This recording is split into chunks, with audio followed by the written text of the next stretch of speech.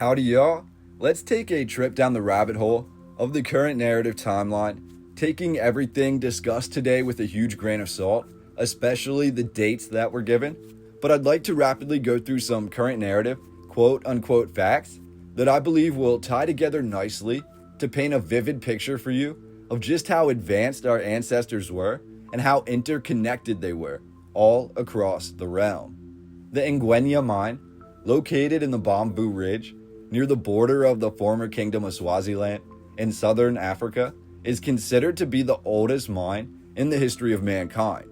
Here, hematite, an iron oxide compound, was supposedly mined 43,000 years ago by early man.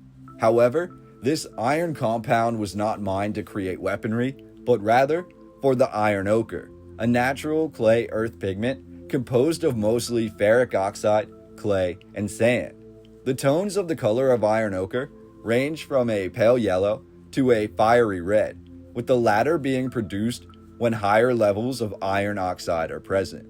Scientists today have dated the usage of iron ochre to before the emergence of modern man, or over 300,000 years ago in Africa.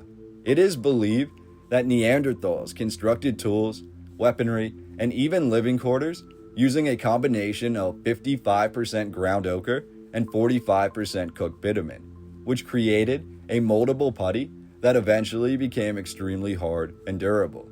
However, these examples of iron ochre usage are not just limited to ancient Africa. At the site known as Les Moustiers in southwest France, archaeologists discovered a full Neanderthal skeleton in the year 1908. Les Moustiers is a rather complex set of rock shelters, first excavated in 1863. The tools found within were said to be made of the same iron ochre and bitumen amalgamate and dated to between 35,000 and 60,000 years ago. Strangely, the Neanderthal remains were not first discovered when excavations took place in 1863, only during second excavations in 1908. The full Neanderthal skeleton was said to be a shocking find, not just in the scientific community, but also to society as a whole, reshaping the landscape of modern history. Indicating the interconnectedness of all of our ancestors, we have abstract ochre cave paintings found in the Blombos Cave in South Africa, dating to 75,000 years ago. We also have the Mungo Man, also called LM3, discovered in Australia, buried covered in a thin layer of red ochre around 40,000 years ago. In Wales, we have the Red Lady of Goat's Hole Cave, an elaborate burial from 33,000 years ago involving heavy utilization of red ochre powder.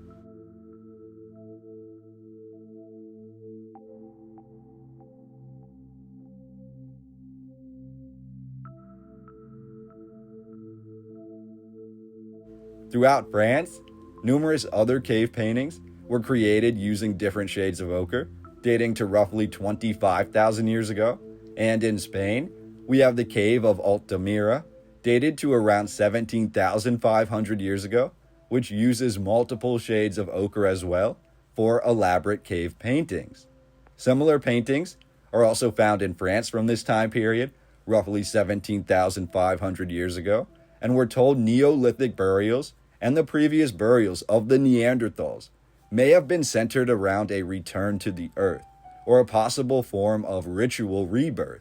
Thus, we are told caves were almost always chosen as they were pockets into the earth, and the color of ochre in its many forms was said to represent the hypothesized great goddess, what some may see as the first incarnation to our ancestors of the idea of Mother Earth.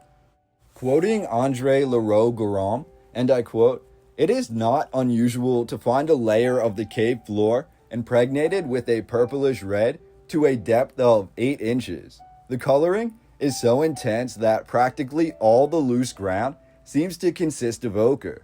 One can imagine that Proto-Europeans regularly dyed their bodies red, dyed their animal skins, coated their weapons, and covered the grounds of their dwellings with ochre.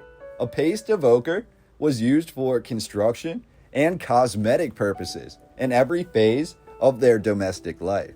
End quote. The Picts, an early middle-aged Scottish people, were described in multiple accounts to have covered their entire bodies in red ochre, often called iron red. Frequent Gaelic legends refer to the red men of old, and the practice of painting oneself red with ochre was common among the early Celtic people. Ochre is considered by some scholars to be the first medication or medical supply in history, as we're told that ochre was used to cover the body as an insect repellent, to cover the body as a rather useful sunscreen or sunblock, and most of all, ochre and bitumen were mixed together and used to seal wounds and to treat injuries. When we see people depicted in ancient art, especially in Egypt, with a reddish hue, it's most likely groups who were covered in red ochre, which was a common practice amongst many peoples in the ancient realm. As red ochre often depicted red people in ancient Egyptian art, we are told the Egyptians heavily utilized red ochre, but also yellow ochre, which was used as yellow or gold, symbolized power and eternal life. Men in ancient Egyptian art are almost exclusively depicted with brown and red faces, created with red ochre, while the women in the artwork are depicted with gold, yellow, or light orange faces, created with yellow ochre. We're also told ochre was used extensively in the creation of the earliest cosmetics, which arose out of Egypt and then were distributed to the rest of the known world. We're told Egyptians used ochre to color and strengthen their architecture, as depicted on the ancient unfinished obelisk. With its vivid color that evoked the qualities of blood and energy, we're told red ochre represented life, death, and rebirth. It also represented the desire for resurrection and the belief in an afterlife. In order to honor the deceased and to readily prepare them for their passage, nearly every aspect of burial rites in the ancient world involves some form of red ochre, and throughout history, many groups, including the Phoenicians, have been associated with the deep red and purple color.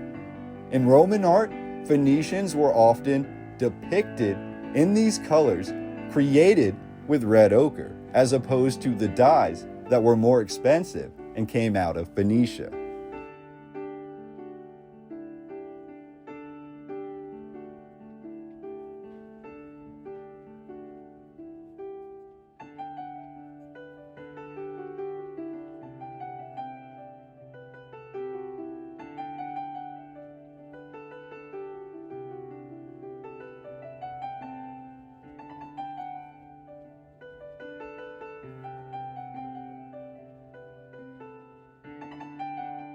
The Romans used yellow ochre in their paintings to represent gold and skin tones, and as a background color.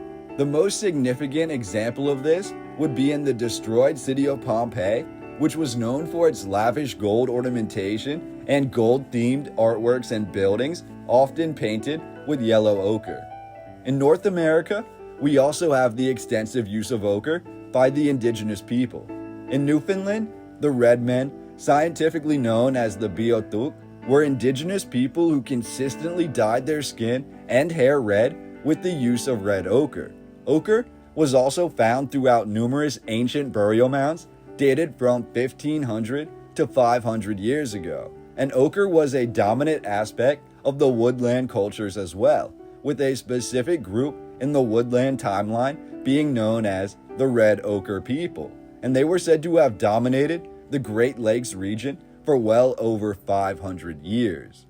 The Chumash and other significant tribes of California and the western United States also painted their bodies using ochre, as well as using ochre in both ritual and medicinal practices. Just as the red men of Newfoundland had utilized red ochre for hundreds of years, we are told the first structures in colonial Newfoundland also utilized the same exact red ochre to make the structures of past and present look, quote, cohesive.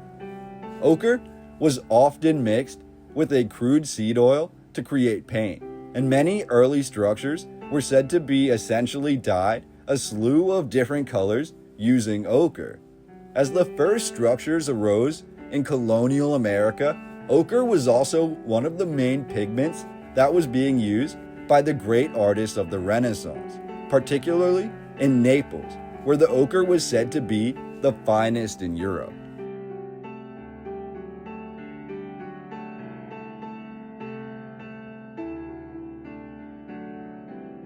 The ancient and fortified country of Malta is said to appear its slightly reddish hue not only because of the brickwork, but also due to centuries of the buildings being constructed and painted using red ochre. Ochre, red, yellow, and all the pigments which can be formed in between are also used in the primary colors of the heraldry of different countries and kingdoms throughout Africa, and red ochre is also found on the coat of arms of South Africa. Ochre is a primary color used in the symbol and flag of the indigenous Australians, and the oldest mine in the world was said to have harvested ochre for the last 43,000 years. This mine, as we discussed earlier, called Ingwenya, means the crocodile, and was named this many centuries ago. As the legend states, there was a great and massive serpent that was slain in the exact area that now makes up the mine. When the serpent fell, man then began to harvest the magical pieces of the great beast. As time passed, this serpent became one with the land below, and thus the mines were formed from the excavation of the most sacred and magical parts of this great serpent or great dragon. The ochre in this legend is believed to be the petrified or ancient blood of this great serpent. We're told many claim to still be able to see the outline of this dragon even in the 19th century, but following years of heavy modern mining, it is written you can no longer see the shape of any sort of crocodile of legend. That being said, the name Ingwenya, or the crocodile, derives from the legend of this great serpent. So I found that to be really fascinating. The fact that this is also the oldest mine in the entire world, said to be founded 43,000 years ago and continued to be operated into the 1970s, truly appears to lend credence to the significance that this particular area played to the history of mankind. Take all of the current narrative facts we discussed today with a grain of salt, but I hope I've been able to align for you a few different narratives, and you can begin to see just how remarkable and unbelievable large portions of our history actually are.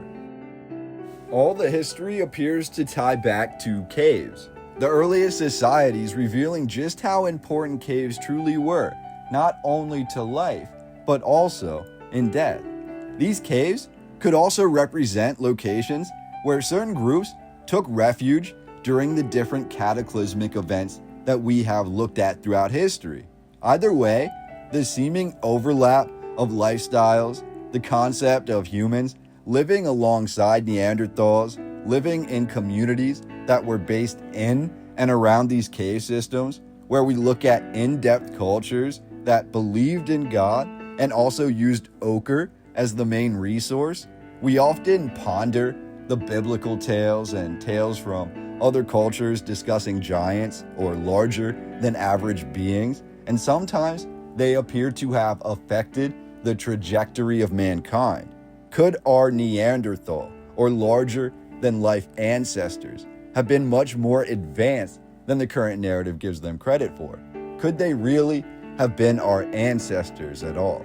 And when we find stories of giants, of massive creatures being defeated and then becoming part of the earth, their veins being the very veins and pockets of gold and minerals that were being processed and mined, can we look at the narrative and begin to see where myth and legend begins to overlap with history that doesn't exactly add up?